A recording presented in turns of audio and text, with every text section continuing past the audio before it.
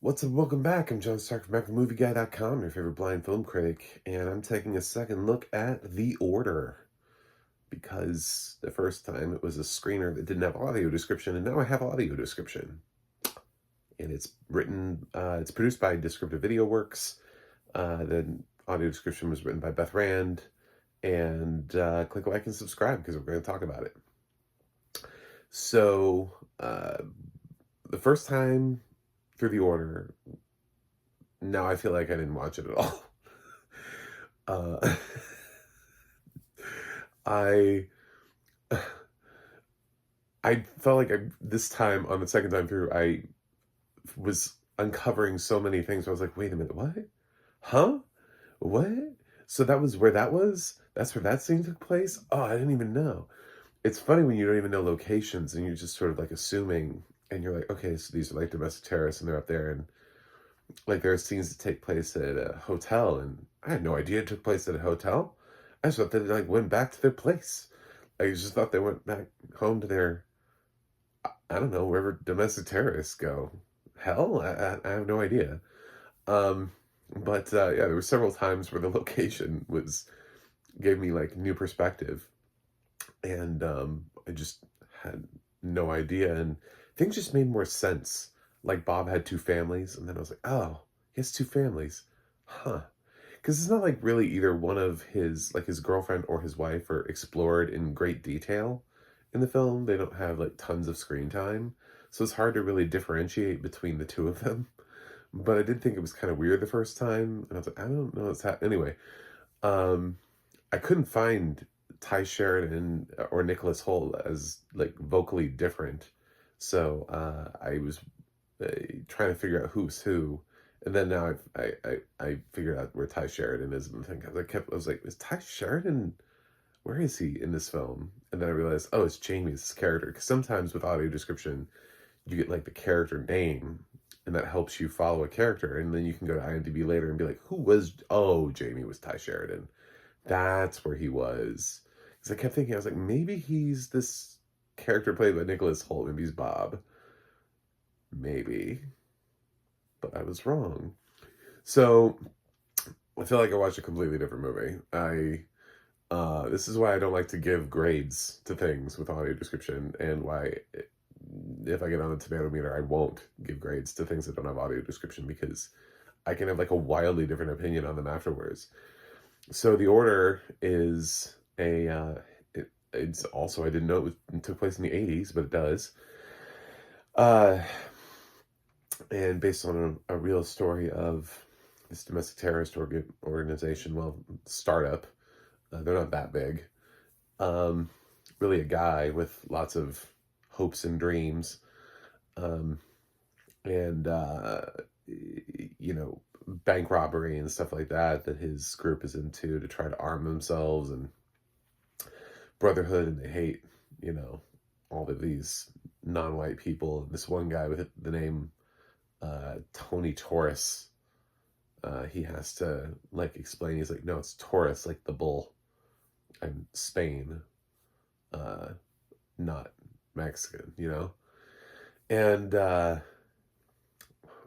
so it's steeped in that kind of thing. It's the kind of thing that we usually get, and I mentioned this first time around too. It's the kind of thing that usually when we hear this, it's set in like the South, but it's like in the Pacific Northwest. So I think the location swap makes it inherently more different. It's also, if you actually know the origin and the history of Oregon, and how Oregon came to be, and what it was initially thought of for, it makes more sense that this would happen up there in that region, even though we don't frequently think of Pacific Northwest as being like a hotbed for racists.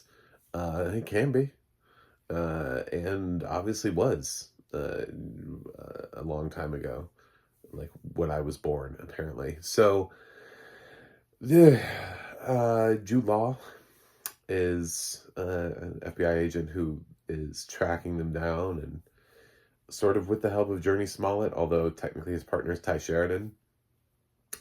Um, but they encounter and go after Bob and his gang, and trying to stop them from, they've murdered a couple people, left some bodies in the wake, and they're just trying to stop this organization from continuously robbing banks, and they're trying to figure out, they'll bomb a place and then rob a bank, so they're sending the cops one way while they are using it as a distraction, things like that. So coordinated efforts. And Jude Law's fighting this like persistent bloody nose that he has, where his nose just bleeds. I don't know, because he just has nosebleeds. I guess that's, going with historical accuracy of character, because otherwise it's just an odd character choice to write in for a character if that wasn't actually what they went through. Ty Sheridan really doesn't have much of a character here. He just kind of follows Jude Law around, and Journey Smollett is there to basically like keep Jude Law in check, and keep him from going full on rule breaking, although she lets him go pretty far sometimes in terms of what we would call like police brutality. But it's always funny, like in movies, like we don't want that kind of stuff in real life, but in movies, like you watch a character do something shitty and it becomes a lot easier to watch. Yeah, them get like thrown up against the wall. You're like, yeah, fuck that guy. And he deserves he deserves to be thrown up against the wall. We just saw him do that thing 2 scenes ago. So, yeah, it's just a wildly different movie. Nicholas Hoult, odd choice, because he usually plays these likable characters to play Bob. And the problem with this, and one of the few things I didn't quite grab me about the film was, I don't think Holt was charismatic enough to pull off being one of these leaders. They never gave him that moment. He, as an actor, is charismatic enough. I mean, he made a character we weren't not supposed to like in The Great likable and entertaining, and now everybody's saying huzzah every 5 seconds. So, but that character, by all means, is not a good person, but his charisma is what kept that character going. So here, he's just never really given a moment to be charismatic. He is just kind of stiff, kind of just this like loner douchebag like the whole time, who attracts other loner douchebags that are all sort of like underdeveloped, and just sort of like stereotypically racist. And that's kind of what it is. But I think it would have been a better movie had they really allowed Holt's Bob character and shown us why people would follow him, other than any other typically racist group. Because they even, in this, there's another group that has like a compound, and there's a preacher and stuff, and they sort of preach like white supremacy, but they do it from sort of like we're not trying to take over the world type thing. They're just like, this is our, we live out here and we believe that we have the right to have a white area.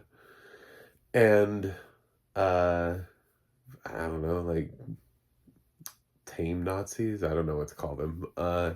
So there is like that difference between the groups, but, I don't know, seeing how these leaders are able to get people to follow them, or how somebody like Nicholas Hoult is able to have 2 wives. He just doesn't strike me as being the kind of, even his current wife, when she's talking about like how they met, she's like, well, we met in a personals ad. So she never had to be swept off her feet. He just put out an ad, It's just sort of like, does he have any charisma? Like, why is he the leader? Why are people following him? I don't think they ever answered that question for me anyway, as an audience member. But he definitely comes across as dangerous, and so when Jude Law is out to stop him, it feels like, yes, he should be stopped. But I think that's kind of where the movie ends up being the same sort of in the same zone as where I thought it was before, but just as a different movie. Like, basically I'm in the same grade, but I did feel like I watched a different movie. So I it feels a little bit less original and more like we've seen this before and seen it done better. And I think the things that make it interesting are like the switch to the Pacific Northwest. That's interesting. Otherwise, yeah, we've seen cops or FBI agents or whatever fly off the handle. We've seen the thing where the agent isn't from the area and is coming in with a new set of eyes, if you will, coming from a blind film critic. Um, and we've seen uh, I don't know, the historical eh, times that we haven't actually put on camera yet, like where it's like, oh, it's a new story that we haven't learned about yet, but probably should have, or it was in the news, or if you were around at the time, you would have heard about it. That's those kind of things. Just sort of like mining for true stories. So like we've done all this stuff before. I'm not really sure this thing treads any new ground. It does the thing that has been done before, and it does it pretty good. I this the achievement here is that Justin Kurzel was the director of Assassin's Creed, so somebody gave him an opportunity to direct something that wasn't Assassin's Creed, so he has an opportunity to show people what it is that he's capable of beyond that as a director. Because Assassin's Creed is the kind of movie that was so bloated and so misguided that it could have ended his directing career, or just sent him to where he was just directing like episodes of NCIS or something. But instead, he did get another feature opportunity, and it shows him as being a competent director who, perhaps with better material, could do something. The movie's interesting. It doesn't overstay its welcome. It's just that there's nothing exciting or new here, and the order dropped in the middle of awards season, which was sort of a mistake because then it feels like it's trying to make an awards play, but it's not an awards movie. So, uh, yeah, it's another notch in the belt for Nicholas Hoult, who had an excellent 2024. But for Jude Law, he had a more dynamic role in Firebrand. So, if you were trying to make a play for anything, this is good. It's just not great. So, the audio description I thought was pretty well written. I didn't love the narrator. Um, it was kind of flat for me, and it was kind of not right for the material, if that makes any sense. It's this has sort of that crime thriller vibe to it, and it's a little bit darker, and it's a little bit um more suspenseful, and I never really kind of felt that coming out of the narration. The narration, this voice, I would say better on a slower drama that doesn't have bank robberies and things blowing up and gunfire and just pivoting in a different direction. I don't know. I think it's in a day and age where uh, studios are trying to put more and more TDS voices in there, and the voices are starting to get pretty good. I've heard some of them, and I've actually not been able to catch a TTS voice on a few things. When managed correctly, if you use one of the newest voices, you can get away with it. The it really is starting to come down on these companies to cast these projects appropriately in terms of who gets the narrator job. I don't think she's a bad narrator. I just think there are other projects that I would have put her on. So, being right for the project is what's going to sell at the end of the day. How well you can complement the project, how well that you can sort of uh, complete the experience for a blind person and not feel like you're stepping out of it. I don't know. It's not a bad voice, so I'm not like appalled by it.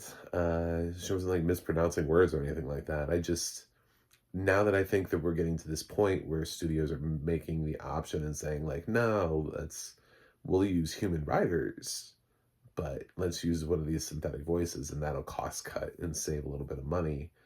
I think if you're going to try to keep it, you have to kind of think about what is it that human voices bring. And a lot of it that we always talk about is the fact that a human voice can actually feel the experience and knows how to interpret the scene.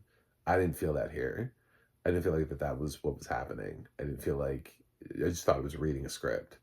So, The Order, second time through, I'm gonna give it a B, which is exactly the grade that I was guessing I was gonna give the other film, except for there were so many things that I didn't realize were happening that I do feel like I watched a different movie. It just ends up that both movies, the the Order without audio description, where I was like, I don't know, I guess it's a B. Um, and then The Order with audio description, where it's like, oh yeah, now I understand the movie. Yeah, it's a B. Uh, it's the same thing. Sometimes I've radically changed the grade, but this time I felt like I watched a completely different movie. But yeah, it's still a B. So thanks for watching. Thanks for subscribing, and I will see you guys on the other side.